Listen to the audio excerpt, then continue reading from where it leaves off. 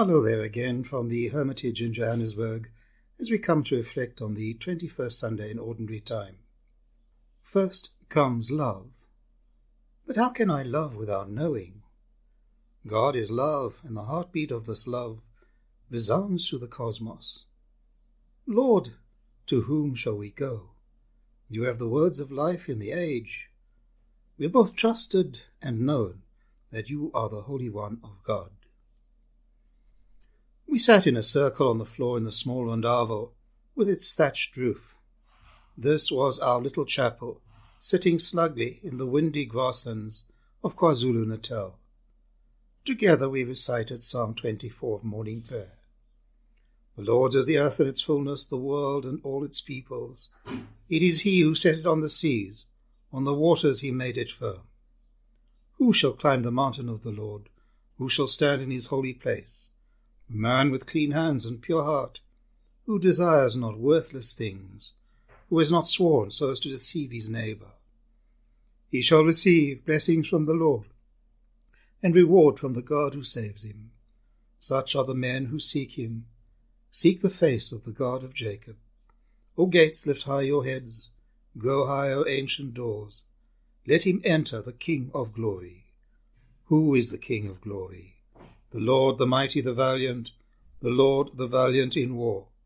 O gates, lift high your heads, grow higher, ancient doors. Let him enter, the King of glory. Who is he, the King of glory? He, the Lord of armies. He is the King of glory. Suddenly, a moment in time opened up. This is Jesus the Christ, and this is his entry into the holy temple at Jerusalem. This is Jesus, who is the Christ and the Son of God. This was not the result of some rational internal debate. Suddenly I knew. Shaking and trembling like an instrument, resonating with a tuning fork, this truth resonated within me, body and spirit. Rather than any affirmation of faith, any moment of the intellect and will, it felt more like an act of being gifted, an encounter and an act of being embraced. From the earliest times of the Church, St. Augustine tells us that we believe in order to know. Had we wanted to first know and then to believe, we could never have come to believe. What have we believed and known? That you are the Christ, the Son of God. That is, that you are eternal life, and that in your flesh and blood you give what you are, yourself, body, soul, and divinity. Coming to believe and coming to know is a process that begins with trusting enough and ends with understanding enough. While teaching at the seminary, I would assign as required reading a text that is written from a very developed spiritual point of view.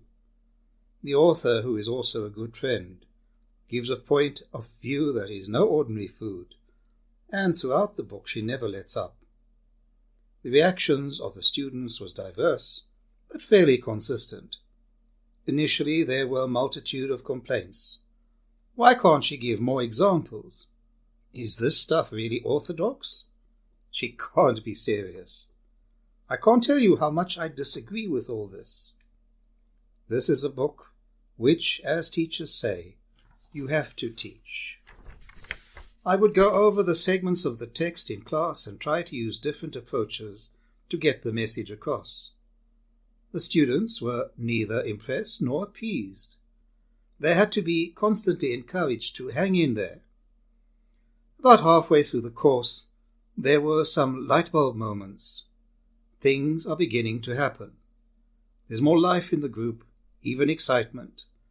The comments start to change. I think I have an example of that.